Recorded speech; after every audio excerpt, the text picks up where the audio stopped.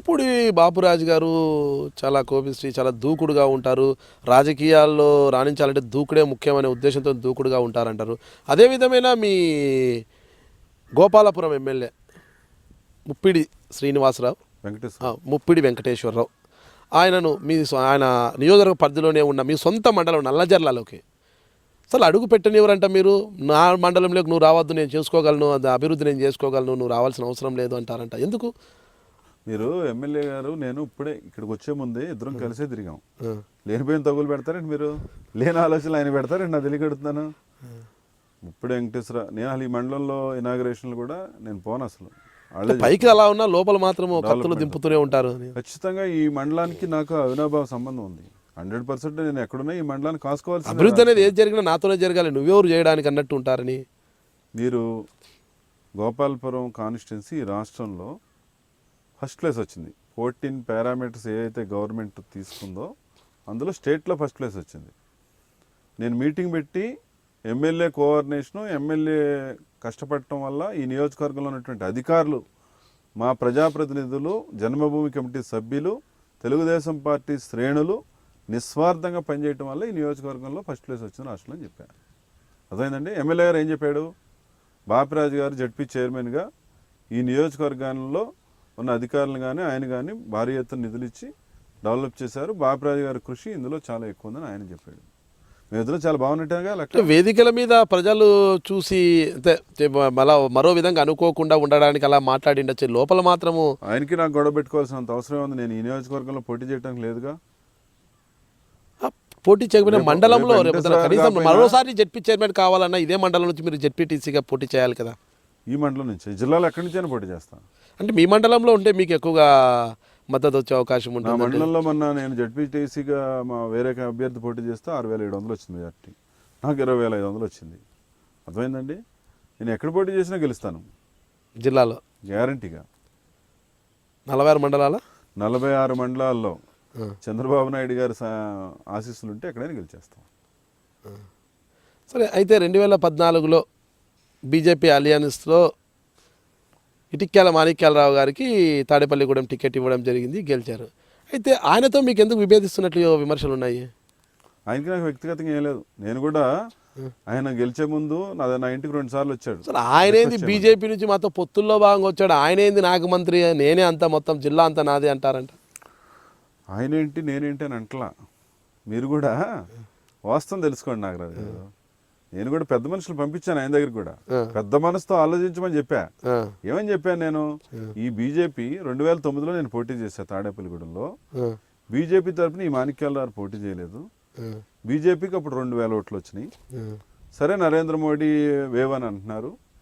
నరేంద్ర మోడీ వేవ్లోనే మీరు మున్సిపాలిటీలో కౌన్సిలర్స్ పోటీ చేశారు. జడ్పీటీసీ ఎలక్షన్లో జడ్పీటీసీ అభ్యర్థులు పెట్టారు. మీరు వేరేగా పోటీ చేసుకున్నారు. 10 రోజుల ముందు జరిగిన ఎలక్షన్లో జడ్పీటీసీగా 200 ఓట్లు వచ్చినాయి మీకు ఒక మండలంలో. మున్సిపాలిటీలో ఎక్కడ డిపాజిట్లు రాలేదు. మేము పొత్తులో భాగంగా ఒక సీట్ ఇచ్చాను. ఆ ఒక సీట్లో మాత్రం మీరు గెలిచారు. మీరు ధర్మంగా తెలుగుదేశం పార్టీ 10 సంవత్సరాల నుంచి కేడర్ నలిగిపోయి ఎలక్షన్కి వీళ్ళు డబ్బులు ఖర్చు పెట్టుకుని మీటింగ్లు, ధర్నాలు, ర్యాలీలు చేసి మానసికంగా ఒత్తిడిలో ఉన్నారు. 3 సంవత్సరాల పాటు నేను కానీ మీరు కానీ వేరే ఎవరిని కూడా మమ్మల్ని ఓడించేదానికి ప్రయత్నం చేసిన వాళ్ళని జాయిన్ చేసుకోకుండా 3 సంవత్సరాలు మీ గెలుపు కోసం కష్టపడిన వాళ్ళని ముందు పెట్టి వాళ్ళ ద్వారా మీరు ఎవరికైనా పనిచేయండి, అన్ని పార్టీలకు పనిచేద్దాం, వాళ్ళ ద్వారా పనిచేయండి. నేను తాడేపల్లిగూడెం నియోజకవర్గం 15 రోజులకు ఒకసారి వస్తాను. అది కూడా జిల్లా పరిషత్ పరిధిలో నాకు చేతనైన నిధులు అయ్యన్న పాత్రుడు గారితో కూడా నేను మాట్లాడుకుని 10 రూపాయలు నిధులు ఇస్తాకు వస్తాను. ఒక్క కొబ్బరికాయ కూడా నేను పార్టీని బలోపేతం చేసుకొని ఇతర పార్టీల నుంచి వచ్చిన వారికి పెద్దపీట వేయడంలో తప్పేముందంటారు? ఎక్కడ? తాడేపల్లిగూడెంలో పెద్దపేట అంటే వాస్తవంగా పార్టీకి సర్పంచ్ ఉంటాడు. సర్పంచే విలేజ్లో కీలకమైన వ్యక్తి. సర్పంచ్ మా పార్టీ వాడైతే ఇంకోటి వచ్చి ఎలా డెవలప్ చేస్తాడు నాకు అర్థం కాదు. ఎలా చేస్తాడు చెప్పండి నాగరాజు గారు ఒకసారి. సర్పంచ్ తెలుగుదేశం వాడు. సర్పంచ్ చంద్రబాబు నాయుడిని నమ్ముకుని ఉన్నాడు, బాపిరాజు నమ్ముకుని ఉన్నాడు. మాణిక్యాలరావు గారు కూడా నాకు చేస్తాడని ఓటేయించేదానికి ప్రయత్నం చేశాడు. రేపు ఆ ఊరిని ఈ ప్రభుత్వం ఉంది, మండల ప్రెసిడెంట్ టీడీపీ వాడు, జిల్లా పరిషత్ చైర్మన్ టీడీపీ వాడు, బీజేపీ టీడీపీ అలయన్స్తో గవర్నమెంట్ ఉంది. ఆ సర్పంచ్ కాకుండా ఆ సర్పంచ్ మీద ఓడిపోయినాడు వచ్చి పెత్తనం చేస్తానంటే కుదురుద్దా? చేయగలుగుతాడా చెప్పండి? టెక్నికల్గా కుదురుద్ది? అది అడ్మినిస్ట్రేటివ్ పరంగా కుదురుద్ది? అది అదే ఆ ప్రక్రియలో నేను 7 to 8 times వెళ్ళాను ఇంటికి, కన్విన్స్ చేసి చెప్పా, సార్ నేను గడిచిన 25 ఏళ్ళ నుంచి పార్టీ కోసం కష్టపడ్డాం, చాలా ఇబ్బందుల్లో ఈ పార్టీని క్యారీ చేశారు ఇక్కడ వాళ్ళు, ఎప్పటికప్పుడు ఈ నియోజకవర్గంలో నాయకులు మారిపోవడంలో కేడరు దెబ్బతింటున్నారు, పసల కనక సుందర గారు, నారాయణ స్వామి గారు, ఈల ఆంజనేయులు గారు, ఈల నాని గారు, ఎప్పటికప్పుడు టీడీపీ వాళ్ళు ఒకటి నమ్మి పనిచేస్తూ ఉంటే ఆడు పక్క వెళ్తున్నాడు, ఇంకోటి ముందుకు వస్తున్నాడు, ఎవరికి పనిచేస్తున్న వాడికి ఇబ్బంది పడిపోయే పరిస్థితికి వచ్చేస్తుంది. కాబట్టి మీరు ఒక 3 ఏళ్ళు స్టెబుల్గా మీ నాయకత్వంలో నేను పనిచేస్తాను, మీ నాయకత్వంలో గూడెం అభివృద్ధి చేద్దాం, మంత్రి ఎమ్మెల్యేనే ఫైనల్, మీ తర్వాతే నేను 100% మీ నాయకత్వంలో పనిచేయడానికి నేను రెడీగా ఉన్నానని నేను ఇంటికి వెళ్ళి చెప్పా. నా పార్టీ పెద్ద మనుషులను తీసుకెళ్ళి చెప్పించా. ఆయన సమాధానం ఏముందంటారు? నేను చేయను, జాయిన్ చేసుకున్నా, వాళ్ళకేం పెత్తనం ఉన్నాను అన్నాడు. అట్లా లేదు, ఇవాళ ఎండోమెంట్ కమిటీలు వేసినా, హాస్పిటల్ కమిటీలు వేసినా మాకు సంబంధం లేకుండా వేసుకుంటూ వెళ్తున్నాడు. నల్లజర్లో కూడా వైసీపీ వాడిని తీసుకొచ్చి ఎండోమెంట్ కమిటీ వేసాడు నా ఇంటి పక్క గుడికి. మీరు ఇవన్నీ కూడా సీఎం దృష్టికి తీసుకెళ్ళాను. ఎదురుగుండానే సీఎం గారు ఇద్దరిని పిలిచారు, సీఎం గారు మాట్లాడారు, మాణిక్యాల గారికి ముందే చెప్పారు, మాణిక్యాల గారు మీరు భవిష్యత్తు కావాలి కదా, 100% మీరు వీళ్ళు సపోర్ట్ చేశారు కదా, మీరు వీళ్ళని కూడా జాగ్రత్తగా క్యారీ చేసుకోవాల్సిన బాధ్యత మీకు ఉందని అన్నారు. నెక్స్ట్ వాడు నాతో మాట్లాడారు, బాపిరాజు మనం పొత్తులో ఉన్నాం, మన క్యాబినెట్లో ఆయన మంత్రిగా ఉన్నారు, సెంట్రల్ గవర్నమెంట్ నుంచి మనం సపోర్ట్ కావాలి, 100% ఒక స్టెప్ నువ్వు కూడా తగ్గి జాగ్రత్తగా కోఆర్డినేషన్ చేసుకుని వెళ్ళు, ఇద్దరు కూర్చొని మాట్లాడండి, మీకు అయ్యనపాత్రుడు గారిని కళా వెంకటరావు గారిని నాకు చెప్తాను, మీరు కూర్చొని గొడవ లేకుండా చేయాల్సిన బాధ్యత నీకు ఉందని చెప్పి నాకు చెప్పాడు.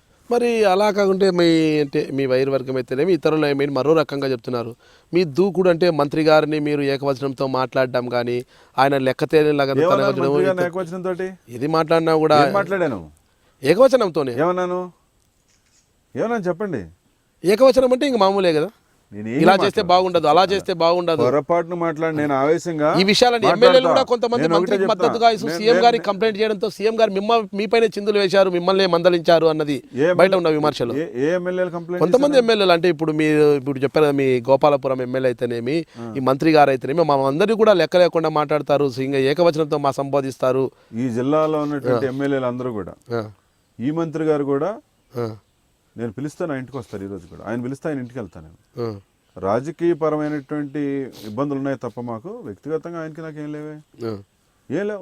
ఏ ఎమ్మెల్యేతో ముఖ్యం రాజకీయపరమైన ఇబ్బందులే కదా, కూడా రాజకీయాల్లో ఉన్నప్పుడు ఎమ్మెల్యేతో సమస్య ఉంది, అందరు ఎమ్మెల్యేలతో సమస్య. మీ దూకుడు, మీ మాట తీరు కటువుగా ఉంటుంది. జిల్లాలో నాగరాజు గారు, మీరు ఇప్పుడు లైవ్లో ఉండి ఫోన్ తీసుకోండి, లేకపోతే మీరు వెళ్ళిన తర్వాత పర్సనల్గా మాట్లాడి, బాపిరాజు గారు మీరు అబద్ధం చెప్పారు, చాలా మంది ఎమ్మెల్యేలు మీకు వ్యతిరేకంగా మాట్లాడేశారని చెప్పండి.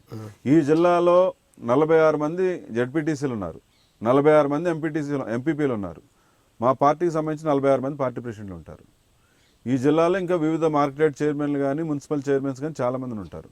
100కి 90 మంది అంటే 10 మంది ఏదో కారణాల మీద నాకు వ్యతిరేకం ఉండొచ్చేమో, నేను కాదన్నాను, అది కూడా నాకు వ్యతిరేకం ఉండదన్న లెక్క. 99% మంది నాకు ప్రోగానే ఉంటారు, నా పద్ధతి నచ్చే ఉంటారు. 100% ఈ పార్టీ బాగుండాలి, చంద్రబాబు బాగుండాలి, ఈ పార్టీ గట్టిగా ఉండాలని కోరుకునే వాళ్ళందరూ నాకు అనుకూలంగానే ఉంటారు. ఈ పార్టీ ఎప్పటికప్పుడు వీక్ అయిపోతే, ఈ పార్టీలో లీడర్స్ కొట్టుకుంటే మనం బాగుపడాలనుకునే వాళ్ళు కానీ, లేకపోతే రేపు పొద్దున్న ఇంకో పార్టీ తరఫున పోటీ చేద్దామని ఎవడన్నా ఒకటిద్దరు అనుకుంటే వాళ్ళు నా గురించి వ్యతిరేకంగా మాట్లాడాలి. నాకంట నేను ఒకవేళ నా వయసు 40 అయినా సరే ఈ జిల్లాలో 23 సంవత్సరాల నుంచి ఫైట్ చేస్తున్నాను. తెలుగు విద్యార్థి నుంచి రాజకీయాల్లో కంటిన్యూ అయ్యేవాడిని నేను ఒక్కడిని ఈ జిల్లాలో. ఇవాళ నాకంటే వయసులో పెద్దవాళ్ళు ఉన్నారు తప్ప సీనియర్ పరంగా అందరితో 3-4 ఉన్నారు. ఇప్పుడు ప్రభాకర్ ఉన్నారు, ఆయన చిన్నప్పటి నుంచి రాజకీయాల్లో క్యారీ అయ్యాడు. శేషారావు ఉన్నారు, సర్పంచ్గా క్యారీ అయ్యాడు. ఇవాళ మిగిలిన వాళ్ళందరూ తెలుగుదేశం పార్టీ అభిమానులుగా ఉన్నారు. లాంగ్ రన్లో ఇప్పుడు మంత్రి సుజాత ఉన్నారు, వాళ్ళ ఫాదర్ 83 నుంచి క్యారీ అవుతానే ఉన్నారు వాళ్ళు కూడా, అర్థమైందండి. ఇంకా అంగారు రామ్మోహన్ ఉన్నాడు, ఇప్పుడు విప్పు, ఆయన కూడా 83 నుంచి క్యారీ అవుతానే ఉన్నాడు. మిగిలిన వాళ్ళు పార్టీ అభిమానులుగా ఉండొచ్చు కానీ లాంగ్ టైం రాజకీయాల్లో మాత్రం వాళ్ళు లేరు. నేను మీ ముళ్ళపూడి బాపిరాజుని, పశ్చిమ గోదావరి జిల్లా పరిషత్ చైర్మన్. మీరు చూస్తున్నారు ఐ డ్రీమ్ న్యూస్.